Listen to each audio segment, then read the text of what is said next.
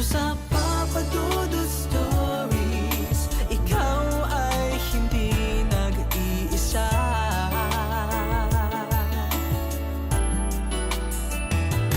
Dito sa Papa Dudut Stories, may nagmamahal sa'yo. Papa Dudut Stories, Papa Dudut Stories. Dear Papa Dudut, sa lahat po ng mga nakatutok ngayon, huwag kalimutan na mag-like, mag-share at mag-subscribe.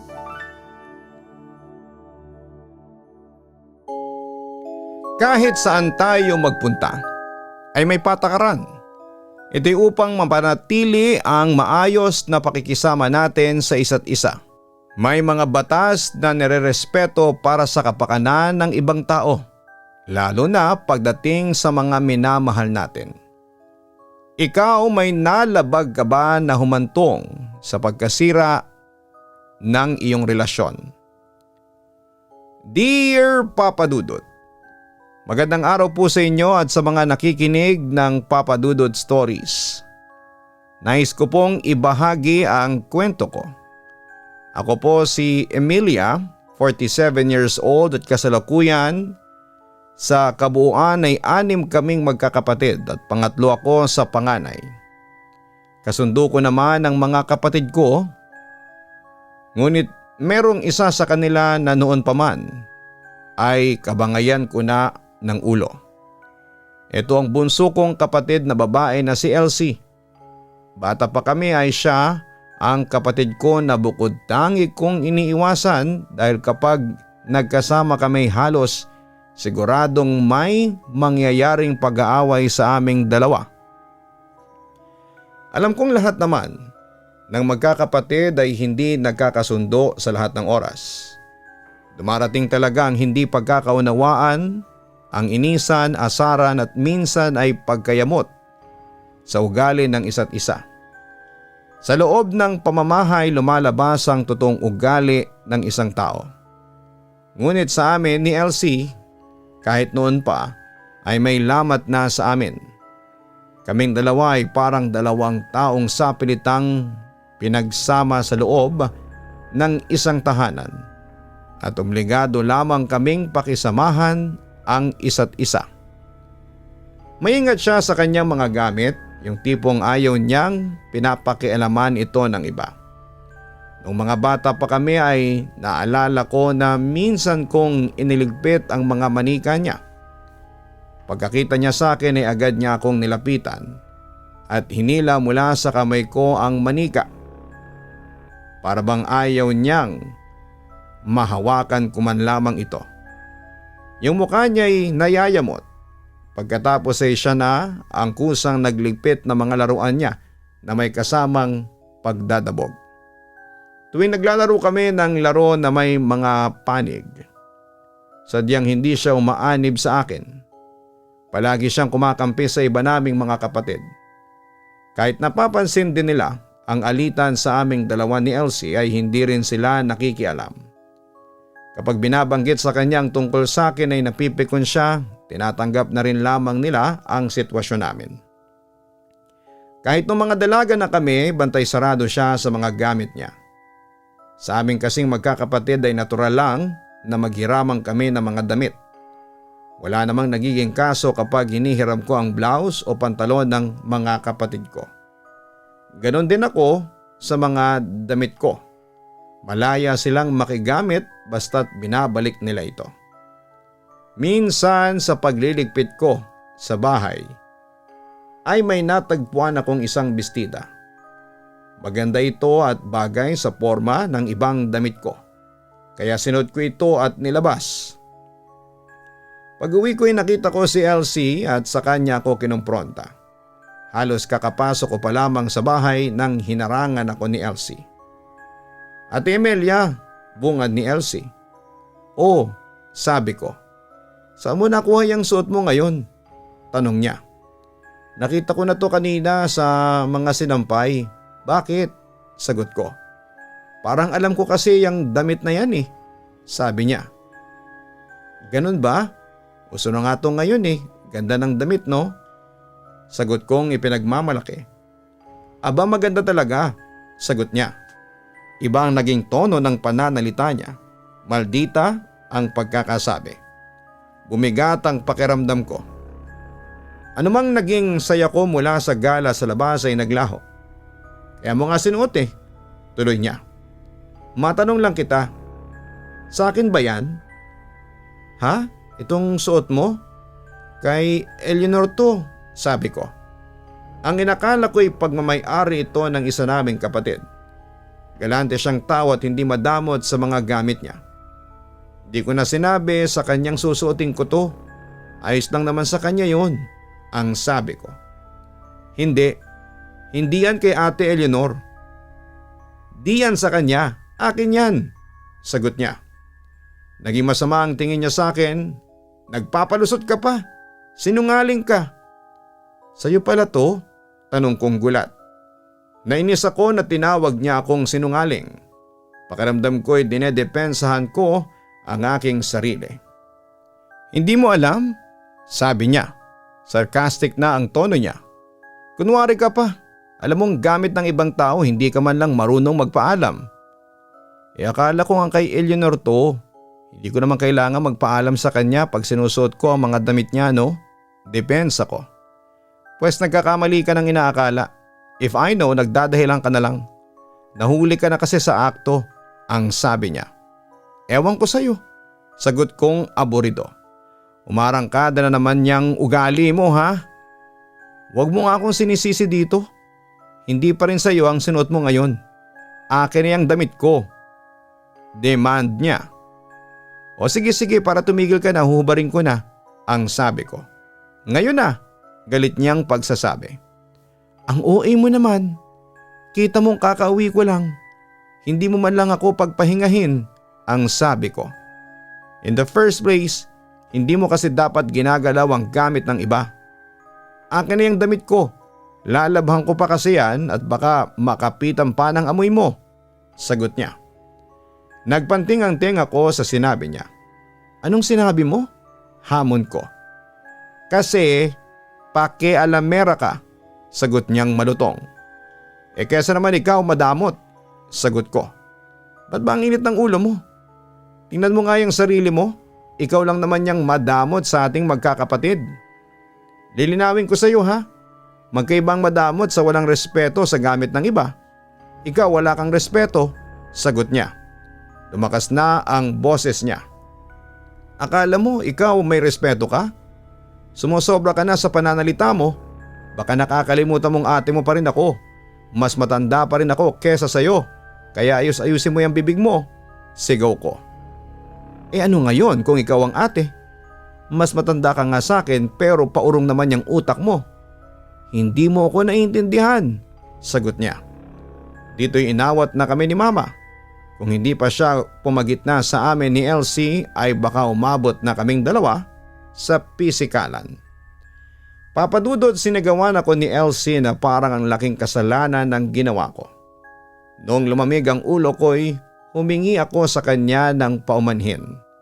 Ngunit hindi niya ito pinansin. Noong nilabhan na ang kanyang bestida, yun ang huling beses na nakita ko ito. Itinago na niya ito upang hindi ko ulit pag-interesan pa. Halatang ayaw niyang may gumagalaw sa mga gamit niya.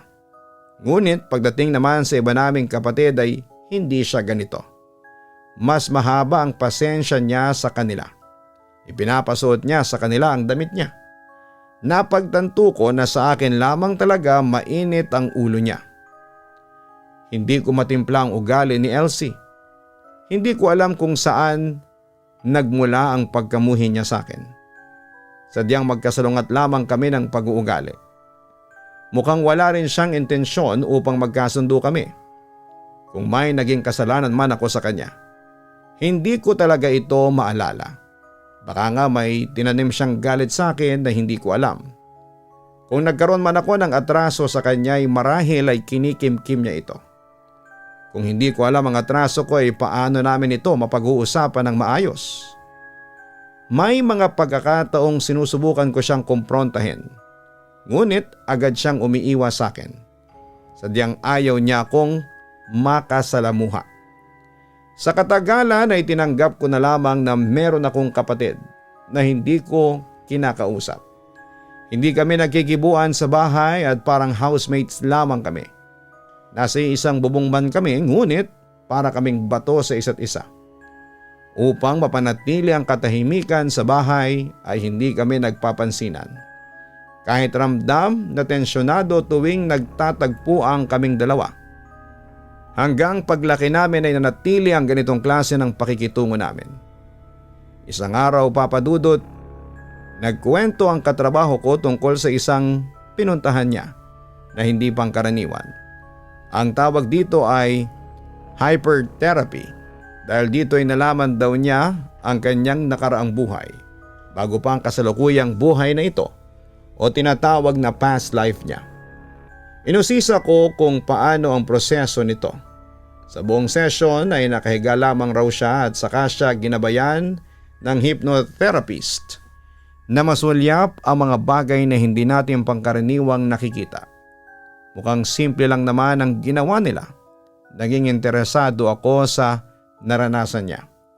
Ipinahiwatig ko na gusto ko ring madiskubre ang aking past life. Kaya inimbitan niya ako na makipag-ugnayan sa hypnotherapist. Nilakasan ko ang aking loob at pinuntahan ko itong misteryosong tao. Hindi madaling matagpuan ang pwesto ng hypnotherapist. Nasa loob ito ng isang nagkakaedad na gusali. Isang 4-story office building. Madilim ang mga ilaw sa loob ng gusali. Hindi ko alam kung nagtitipid lamang sila sa kuryente o sadyang nasisilaw ang mga naririto sa masyadong maliwanag. Pag-ikot ko sa loob ng gusali, nahanap ko ang room ng hypnotherapist. Walang nakapaskil na anumang pangalan upang matukoy siya. Sinilip kong muli ang address na ibinigay ng katrabaho ko at eto na nga yung room number na hinahanap ko. Tumahimik ako. Pinakinggan ko ang loob ng room na ito. Nakikiramdam. Walang imik mula rito, huminga ako ng malalim at saka ako kumatok. Tok tok tok. Hello po. Walang sumasagot sa akin kaya kumatok ulit ako. Tok tok tok. Hello, tao po. Sa pangalawang beses na pagkatok ko ay may nagtawag sa kabila ng pintuan. Isa itong babae. Sino po sila? Ako po si Emilia. Ako po yung tumawag sa inyo na nagpa-appointment ngayong araw. Ito po ba yung office ni Madam Alba? Tanong ko habang muling sumisilip sa binigay na address ng katrabaho ko. Sinigurado kong tama ang pangalang sinasabi ko. Ay eto nga, pasok ka po, sagot ng babae. Ibinuksan ko ang pinto at ang nakita ko'y kasalungat ng makulimlim na hallway ng lumang gusali. Maliwalas ang loob ng kwarto. Mapuputi ang mga dingding at maninipis ang mga kurtina ng bintana. Kaya maliwanag rin dito. Maraming mga kristal na nakalatag sa isang dako. Sari-saring hugis, laki at kulay ang mga ito. Natagpuan ko dito ang kulay puti na quartz at kulay ube na amethyst. At marami pang kristal na hindi ko na alam ang tawag.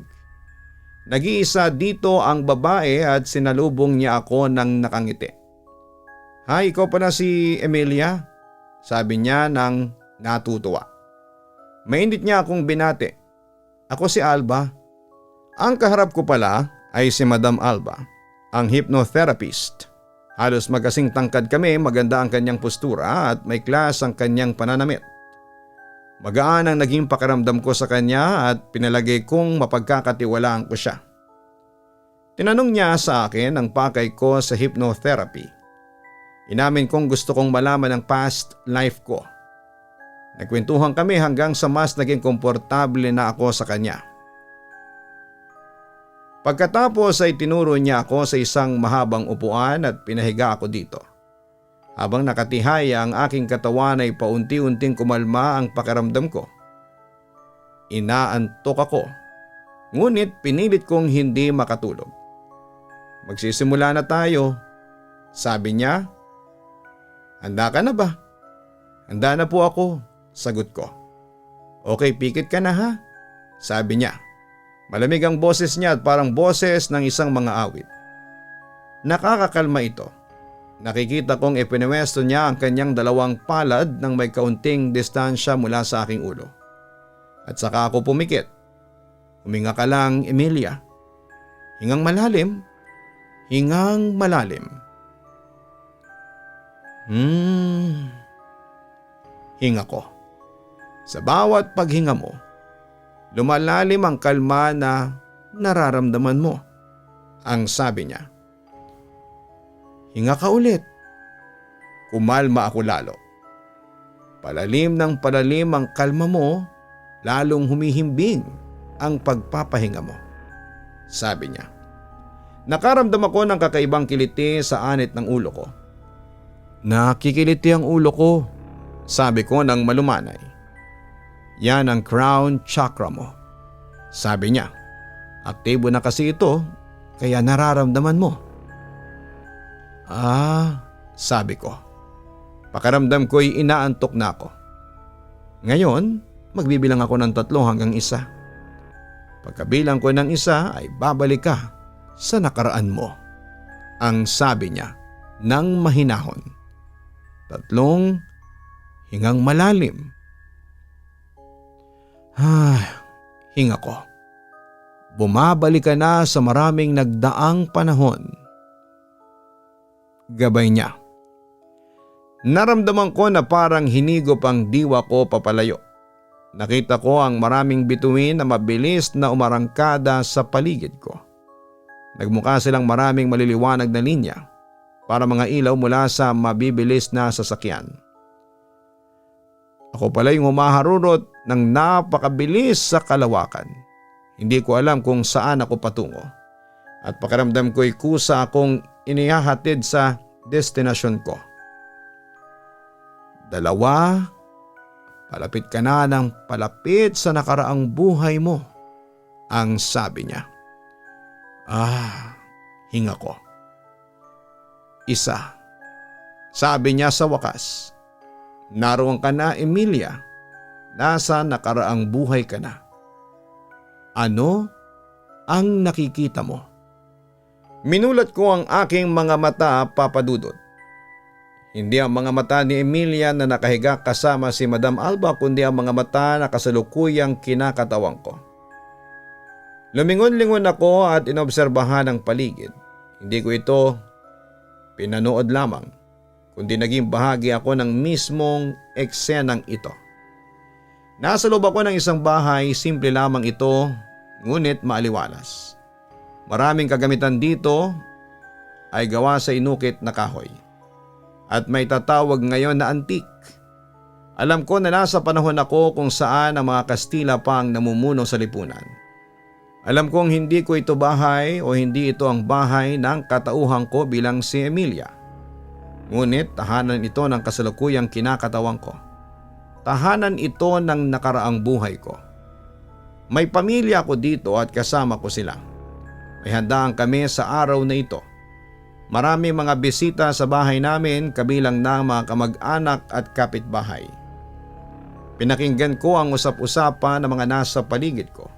Tagalog ang ginagamit nilang wika, na minsan ay nasisingitan ng mga salitang Espanyol. Malalim ang Tagalog nila ngunit naintindihan ko ang kanilang sinasabi. May natagpuan akong salamin at tinignan ko ang aking sarili. Matangkad ako kumpara sa karaniwan at makinis naman ang aking kayumangging balat. May itim at mahaba ang tuwid kong buhok. Nakatingin ako sa suot ko sa araw na yon at nagandahan sa aking sarili. Habang ini-inspection ko ang itsura ko ay may lumapit sa akin. Hindi ko maalala ang mga eksaktong salitang ginamit namin, lalo na ang mga nasa wikang Espanyol. Ikikwento ko na lamang ang mga nakita ko sa wikang alam ko. Ate Manuela, may tumawag sa aking pangalan. Lumingon ako at nakita ko ang aking kapatid na babae. Alam ng kaloob-looban ko na siya ay si Elsie. Narito din siya sa nakaraang buhay niya. Magkapatid rin kami sa past life na ito. Nginitian ko siya at may kasama siyang lalaki. Elena? Sagot ko. Kusang lumabas ang pangalan niya mula sa bibig ko. Ikaw pala yan at meron ka rin kasama. Oo, siya ang ipapakilala ko sa iyo. Ito nga pala ang aking nobyo. Sabi niya, ang pangalan niya ay Fernando. Ikinagagalak kong makilala ka. Binibining Emanuela. Pakilala ng lalaki. Malalim ang kanyang boses at masarap itong pakinggan. Bahagya siyang yumuko ng katawan at tumungo ang ulo upang magpakita ng respeto sa akin. Ganon din ako. Sagot ko. Ipinakilala ko na rin siya sa buong pamilya natin, sabi ni Elena. May basbas na siya mula kina papa at mama. Aprobado ang aming pagsasama. Itinatanong na nga ni papa kung kailan gaganapin ang aming pag-iisang dibdib. Matipuno si Fernando, gwapo at malakas ang dating ng presensya niya. Malinis siyang tingnan at mahusay magdala ng pananamit. Hindi ko napigilan na kaagad siyang matipuhan. Nagkatitigan kami ng matagal-tagal, mas malalim kumpara sa pagtingin sa ibang tao at mas malagkit kumpara sa ordinaryong pakikisalamuha. Nagpatuloy ang handaan at kinilala ko ang ibang naroroon. Ngunit kapag may pagkakataon ay lumilingon ako upang magsulyap sa lalaking ito. Madalas na dumalaw si Fernando sa aming pamamahay. Naging kasalo namin siya hindi lang sa mga okasyon kundi pati na rin sa aming hapagkainan. Dahil regular namin siyang nakakasama ay mas nakilala ko siya ng husto. Marami siyang interesanting mga kwento.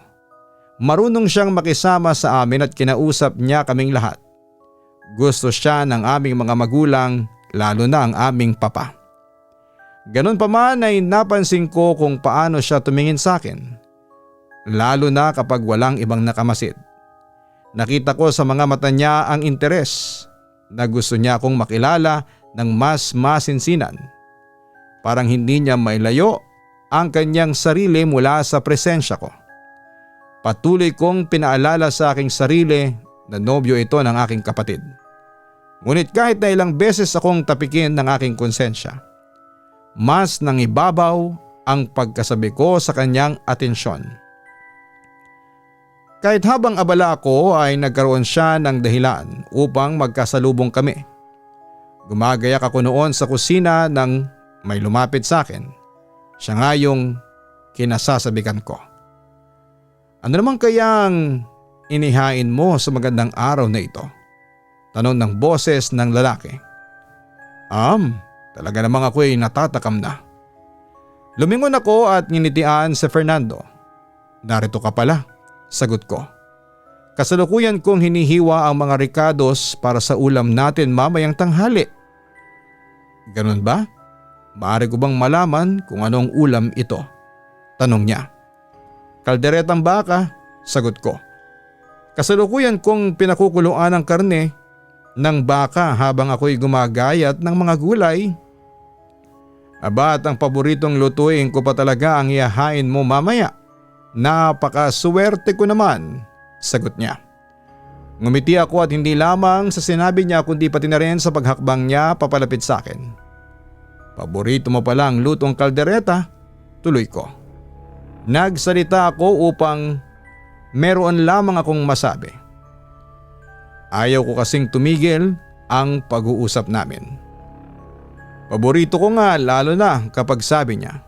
Huminto siya sandali sa pananalita bago maingat na nagpatuloy. Lumalim ang boses niya at naging mas suwabe. Lalo na kapag ikaw ang nagluto nito.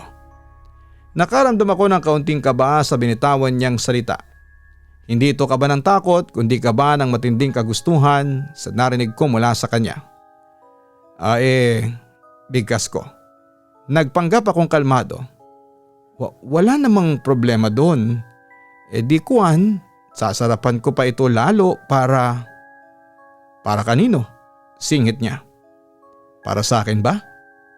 Binuksan ko ang bibig ko upang sumagot ngunit walang lumabas dito. Tila huminto ang utak ko mula sa pagkakaisip ng anumang isasagot na makabuluhan. Ipinilit ko ang sarili ko upang makapagsalita. Napakasarap ba talaga ng lutuin ko? Humakbang pa siya ng papalapit sa akin hanggang sa halos magtapat ang katawan namin. Tinitigan niya ang aking mga mata. Ang mga mata niya ay puno ng pagnanais o di kaya ay pagnanasa para sa akin. Talagang napakasarap. Ngunit ang totoo'y inilapit niya ang kanyang mukha sa tapat ng mukha ko hanggang sa isang dangkal na lamang ang pagitan nito. Itinuloy niya ang kanyang sinasabi. Inaasahan kong mas masarap pa ang iyong mga labi. Tumayo ang balahibo ng balat ko sa binitawan niyang salita. Naramdaman kong bumilis ang aking paghinga. Ipinatong niya ang kamay niya sa kamay ko. Mainhin niyang hinapyawan ang kanyang mga daliri sa aking kamay hanggang sa palad ko. Binitawan ko ang kutsilyong hawak ko at hinayaan ko na lamang ito sa lamesa. May kuryenteng umakyat sa aking katawan. Ito ang matinding kagustuhan para lubusang makapiling ang isang tao. Ginusto kong magpatuloy ang paghaplos sa akin ni Fernando. Ngunit bigla niyang hinila ang kanyang kamay mula sa akin. Dito ko lamang narinig na may papalapit pa lang na mga hakbang patungo sa pwesto namin. Hindi ko kagad ito narinig dahil nakatutok ang buong atensyon ko sa mga haplos ni Fernando. Nahimasmasan ako at pinagpatuloy ang paghiwa ng gulay. Si Fernando naman ay agad na dumiretso sa bukanan ng kusina upang salubungin ang paparating. "Elena," sabi ni Fernando. "Mahal ko, naririto ka." "Hinahanap kita," sabi ni Elena. "Ang akala ko'y baka lumabas ka at may pinuntahan. Inaasahan ka pa naman ni Papa na makasama ka ngayong tanghalian. Inikot ko na ang buong bahay at sadyang hindi kita natagpuan. Naririto ka lang pala. Sandali, anong ginagawa mo dito sa kusina?" "Napadaan ako dito dahil sa bango ng niluluto ng iyong ate Emanuela. Ang ilong ko ang nagdala sa akin dito. Lumapit ako upang masilip ang magiging ulam natin mamaya," sabi pa ni Fernando. Halos walang bahid ng kaba sa boses niya. Kalmado ang pananalita niya. Parang pinaghandaan na niya ang kanyang mga magiging dahilan. Talagang napakasarap na magluto ng aking ate. Para sa aming pamilya ay biyaya siya ng Panginoon.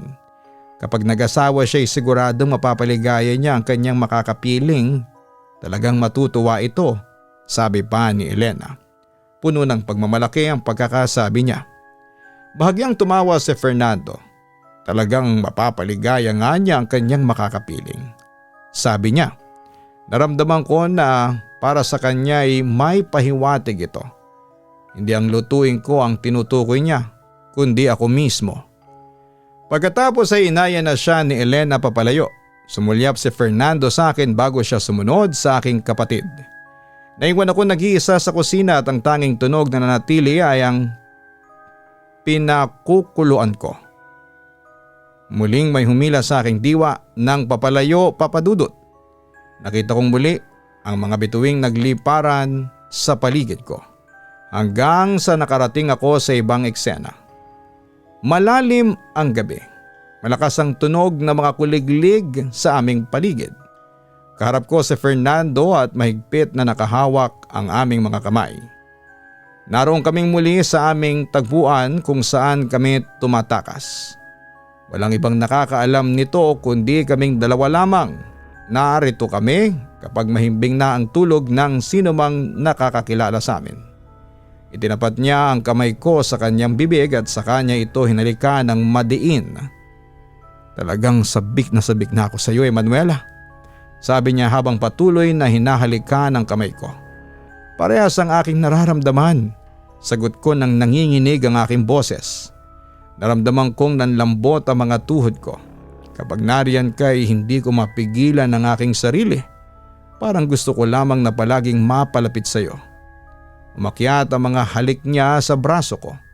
Lumalim ang paghinga ko at bumilis ang tibok ng puso. Narinig ko rin ang desperado niyang paghingal. Buong araw ay ikaw lang ang nilalaman ng aking isipan, ang sabi ko. Hinintay ko lamang na matapos itong araw upang makasama kang muli sa gabing ito. dumiin ang kanyang mga halik. Ikinakatuwa kong marinig yan, sabi niya. Pagkarinig ko sa malalim na boses niya ay parang nakiliti ang tenga ko. Niyakap ko siya at kumapit sa kanyang balikat. Malapad ang kanyang likod, malakas ang kanyang pangangatawan at kaya niya akong buhatin para sa anumang posisyong na naisin namin. Wala akong ibang hangad kundi ang kanyang pagkalalaki. Alam kong mali itong ginagawa namin. Asawa na siya ni Elena at sa gabing ito ay nagkasama kami sa paraan na dapat ay sila lamang ang gumagawa. Nais ko ang asawa ng aking kapatid. Kaya lang isadyang malakas ang alindog ni Fernando para sa akin. Sa pagtitig pa lamang niya ay parang natutunaw ako sa init ng apoy. Para siyang malinamnam na chocolate na sadyang hinahanap-hanap ko. At tatawirin ko ang dagat upang ito'y malasap muli. Habang lumalim ang gabi, mas lumalim pa ang pisikal na pag-ugnayan namin ni Fernando. Lumusob kami sa ligaya ng aming bawal na pag-ibig. Dahil dito'y hindi namin napansin ang kaluskos ng halaman sa aming gilid na meron palang sumasabay sa amin. Muling nagpalit ang eksena sa naranasan ko. Bumalik ang diwa ko sa aming bahay. Mahapdi ang aking pisngi mula sa malakas na pagkakasampal ni Papa. May nakakita raw sa amin ni Fernando at sinumbong kami. Hindi rin naiwasang mapag-alaman ng mga tao ang pag-uugnayan namin. Mabilis na kumalat ang balita ukol sa iskandalong ito. Nakita ko ang matinding kahihiyan na naramdaman ng papa namin dahil sa ginawa ko. Naroon din si Elena, namumula ang mga mata niya dahil sa sama ng loob sa akin. Doon ko lamang nakitang ganon kagalit ang kapatid ko. Inamin niyang ramdam niyang may ibang kalaguyo si Fernando. Ngunit hindi niya inakalang ang sarili niyang ate pala ang maglalandi sa asawa niya. Ang dila niya'y naging matalim na kutsilyo na kinatay ang anumang kahihiyan na natira sa akin. Ang puot niya'y sumabog at patuloy niya akong pinagsisigawan. Pinagkatiwalaan kita, Ate Emanuela. Hindi ako makapaniwalang nagawa mo ito sa akin. Napakawalang hiya mo. Tinaksil mo ako. Umugong ang kanyang mga salita sa isipan ko. Mula noon ay namuhay akong pasan nitong bigat sa aking konsensya. Hanggang pagtanda namin ni Elena ay nagkalayo kami at hindi na muling nakipag-ugnayan pa. Papadudot sa sumunod na eksena ay parehas na kaming nasa kabilang buhay ni Elena. Alam na niyang totoong pinagsisihan ko ang aking ginawa. Hindi ko dapat yon ginawa sa iyo, sabi ko sa kanya. Habang buhay kong hindi pinapatawad ang sarili ko dahil sa pananakit na naranasan mo. Mas naging malinaw ang aming mga emosyon dito sa kabilang buhay. Hindi maitatago dito ang anumang nasa puso namin. Lantad ang lahat ng aming naging karanasan, pati ang mga motibo namin sa mga ito. Wala nang sikreto dito at naramdaman ko ang matinding hapdi sa kalooban niya. Sa kabilang buhay, ang anumang sinapit ng iba ay nararamdaman natin ng buo. Sobra ko nasaktan sa ginawa mo, ate, sagot ni Elena sa akin. Hindi rin kita pinatawad. Dinala ko hanggang sa hukay ang suklam ko sa iyo. Papadudot, hindi ko gusto ang kinahinatnan ng ginawa ko. Nagkaroon ng lamat hindi lamang sa aming dalawa ni Elena kundi pati sa buong pamilya namin. Nasira ang tiwala nila sa isa't isa at ako ang nagpasimuno nito. Gusto kong makabawi sa iyo, hiling ko. Makabawi sa akin? Maari pa ba yon? Tanong niya. Nangyari na ang lahat, hindi na natin mababago pang nakaraan. Pwede nating ulitin itong sitwasyon sa susunod na magiging buhay natin, sagot ko sa kanya. Hindi ko na ito gagawin ulit. Babaguhin ko ang magiging desisyon ko kaugnay sa pag-aasawa mo. Hinding-hindi na kita itataksil. Patutunayan ko sa iyo ito. Magiging mabuting ate na ako para sa iyo. Ang ibig mong sabihin ay babalik tayo sa mundo? Tanong niya. Oo, at bilang magkapatid ulit. Sagot kong may pag-asa. Hindi man ako pinatawad ni Elena sa naging buhay namin. May bahagi pa rin sa puso niya na gustong makalaya mula sa galit. Gusto niyang maranasan ang pagbawi ko sa kanya. Gusto niya akong patawarin. Sige ate, sumasang-ayon ako. Sabi niya, siguraduhin mong sa susunod nating pagsasama ay hindi mo na ako sasaktang muli. Natuwa ako at napangiti. Desidido ako maging karapat-dapat sa kapatawaran niya. Pangako ko yan, sagot ko. Natanaw namin ang isang makinang at mabusilak na liwanag. Dito tumuloy ang mga kaluluwa na nais maranasang muli ang buhay sa pisikal na mundo. Magkasama kaming pumasok ng kapatid ko sa liwanag na ito. Ipinanganak ako bilang si Emilia. Pagkalipas ng 11 taon ay siya naman ang pinanganak bilang si Elsie. Minulat kong muli ang aking mga mata, ang mga mata ng kasalukuyang katauhan ko bilang si Emilia. Basang-basa ang mga mata ko sa pagluha. Narito ka na ulit, salita ni Madam Alba. Nakabalik ka na. Heto ang baso ng tubig dito at saka tisyo kung kailangan mo. Bumangon ako ng mahinahon. Pakiramdam ko ay kagigising ko lang mula sa isang malalim na panaginip. Pagbalik ng diwa ko sa kasalukuyan ay saka nanumbalik ang aking mga alaala sa buhay ko ngayon bilang si Emilia, ang pangalan ko, ang edad at katauhan ko. At kung ano pang mga detalye, doon ko na rin naalala na naroon nga pala ako at kasama si Madam Alba. Uminom ako ng tubig at bahagyang suminga sa tissue. Binalikan ko ang aking isipan ang mga naranasan ko bilang Emanuela. Malinaw pa rin ito sa akin at ramdam ko pa ang sama ng loob ng aking kapatid. Pakiramdam ko'y kasuklam-suklam ako. Nandidiri ako sa ginawa ko at kahit sa sarili ko'y nagagalit ako. Sa sobrang hiya ko sa sarili ko ay pakiramdam ko'y ayaw ko nang magpakita sa kahit na sino. Tinandaan ko na lamang na sa kasalukuyang buhay na ito, wala nang ibang nakakaalam sa ginawa ko. Tumingin ako kay Madam Alba. Nakangiti siya sa akin na parang pinalalakas niya ang loob ko. Malaki ang naging kasalanan ko sa kapatid ko, ang sabi ko sa kanya. Napabuntong hininga si Madam Alba. Kaya pala ganyan ka na lang kung umiyak.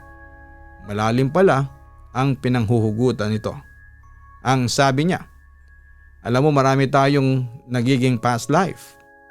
Pero kung ito yung pinakita sa iyo, ibig sabihin ay ito yung pinakamahalagang nangyari sa iyo na may kinalaman sa buhay mo sa ngayon. Ito yung may pinakamalaking ambag sa kasalukuyan mo. Kaya ito pala yung naaalala ko para maintindihan ko yung sitwasyon naming magpamilya, ang sabi ko. Kaya pala ganoon na lamang ang galit sa akin ng kapatid ko. Lahat ng karanasan ay may aral, sabi niya. Basta't malinis ang pakay mo ay pwede mo pang ayusin ang pagkakamali mo sa kapatid mo. Dahil sa positibong tono ng boses ni Madam Alba ay gumaan ang kalooban ko. Nanumbalik sa akin ang pag-asa na hanggat gugustuhin ko ay posibleng maayos ang pagsasama namin ni Elsie. Gagawin ko ang lahat para magkabati ulit kami, ang sabi ko. Naalala ko ang ipinangako ko kay Elsie sa kabilang buhay. Nagpasalamat ako kay Madam Alba at saka ako nagpaalam sa kanya. Dahil nagkakaedad na kami ng mga kapatid ko ay magkakabukod na kami ng mga inuuwian. May mga asawa na sila at kabilang na dito si Elsie. Ako naman ay nanatiling dalaga kaya nag-iisa ako sa kinalakhan naming bahay. Aminado akong minsan ay nakakaramdam ako ng kalungkutan dahil nag-iisa ako. Nagkikita-kita na lamang kaming magkakapatid tuwing may okasyon. Noong nagpahanda ang ditya namin ay nagkita ulit kami ni Elsie.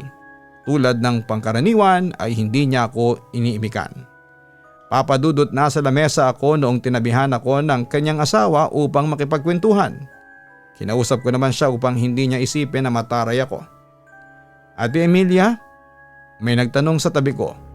Lumingon ako at nakita ko ang asawa ni Elsie. Oy Fred, ikaw pala yan, sagot ko.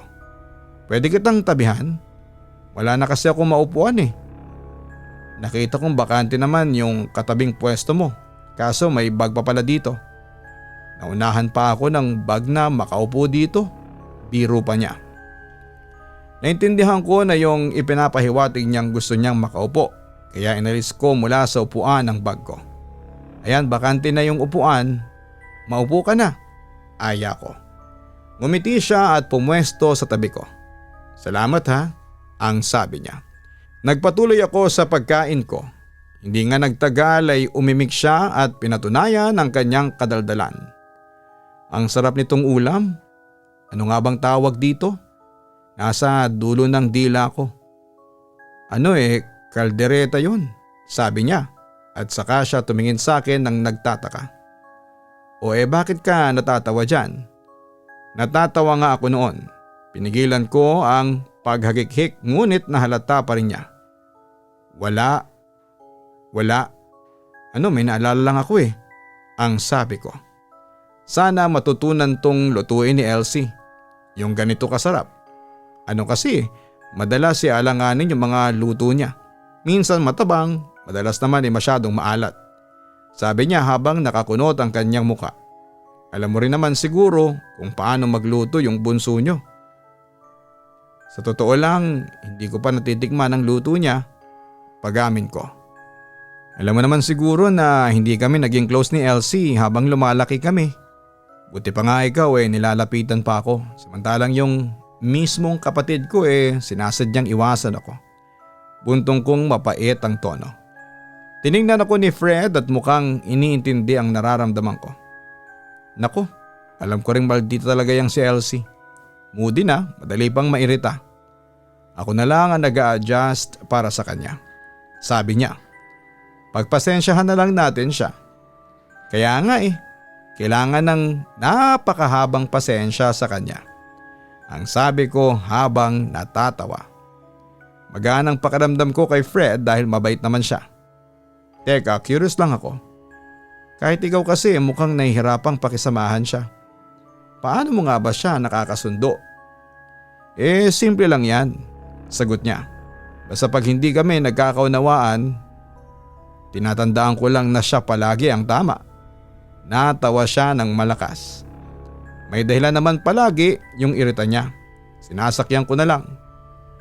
Lumilipas din naman yun. Kahit gaano pa siya ka-bad trip. Basta alam mo na. Basta wala akong ginagawang kalokohan o ano. Napaisip ako sa sinabing niyang kalokohan. Biniro ko ang aking sarili na baka tungkol ito sa pambababae. Tuloy niya. Nagpapakumbaba ako at pinapakita palagi na nandito ako para sa kanya. Binago ko ang naisip ko tungkol sa kanya. Masyado naman ako kung makahusga kay Fred. Hindi naman siya si Fernando, magkaiba silang nilalang. Habang patuloy si Fred sa pagkukwento niya ay may dumating na tao sa harapan namin. Sumulyap ako upang makita kung sino yung dumaan. Natsyempuhan ko ang matalas na pagtitig sa amin ni Elsie. Nagsimulang umasim ang paningin niya sa aming dalawa ni Fred. Sa isip siguro niya ay nagdududa siya na kaming dalawa lamang ang naroon at nag-uusap. Ano nga rin pala, pag may gamit siya, wag na wag mong pakikialaman. Sa kanya lang yun. Nililigawan ko pa lang siya nilinaw na niya sa akin na mahalaga sa kanyang nirerespeto ang gamit niya.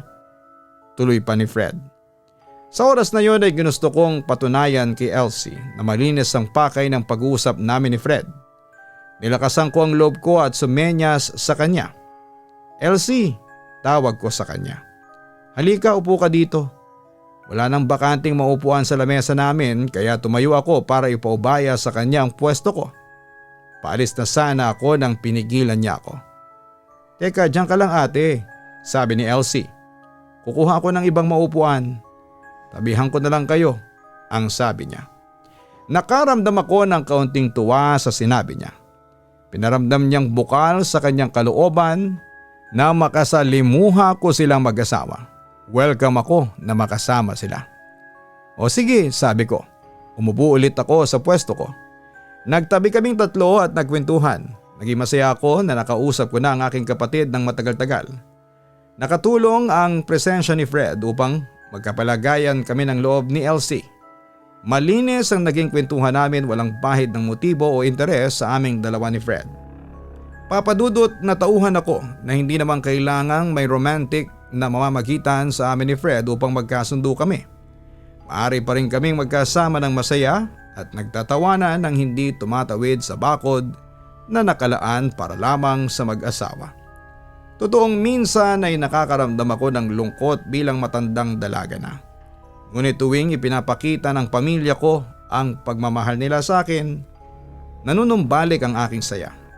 Ito ang tipo ng ligaya na hindi mapapalitan ng panandaliang aliw mula sa bawal na pakikipag-ugnayan. Walang katumbas ang mapayapang pakikisama namin sa pamilya na buo ang tiwala namin sa isa't isa. Lalo na sa aming dalawa ni Elsie. Sa ngayon ay pakiramdam ko ay hindi pa ako lubusang pinagkakatiwalaan ni Elsie. Ngunit positibo akong darating din po ito.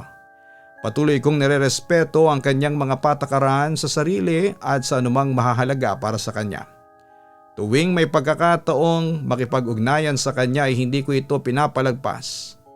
Ano man ang maging palagay ni Elsie tungkol sa akin, alam ko sa sarili ko na malinis ang aking konsensya.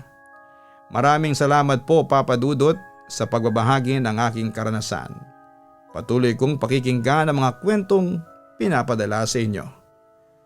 Romero Respeto, Emilia. Nakakagawa man tayo ng kasalanan sa ating kapwa. Kung naisin ay maaayos po natin ito. Lahat tayo ay nagkakamali, mahalagang mapatawad natin ang ating sarili at lakasan ang loob nating makabawi sa ibang tao. Kahit gaano pa kabigat ang nagawa natin. Salamat sa iyong suporta sa Papa Dudut channel na napapakinggan sa Spotify at YouTube. Hanapin din po ang Kaistorya channel para sa horror stories sa YouTube at sa Spotify. Maraming salamat po sa inyong lahat.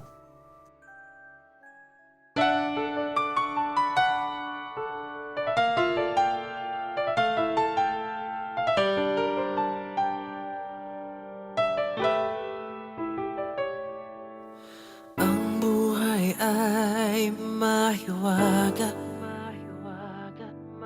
laging may lungkot at saya. Sa Papa Dudut Stories, laging may karamay ka.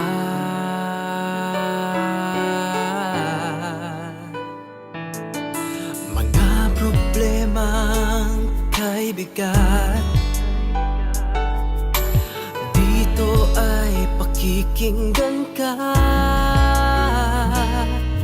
Sa Papa Dudut Stories, kami ay iyong kasama. Dito sa Papa Dudut Stories, ikaw ay hindi nag-iisa.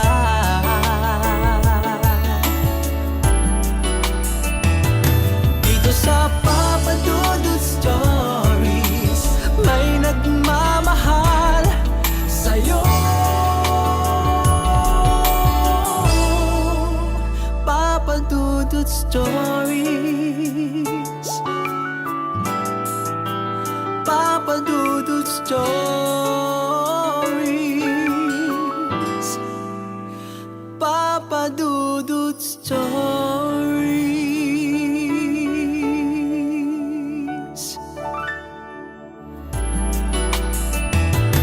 Dito sa Papa Dudut Stories, may nagmamahal sa'yo.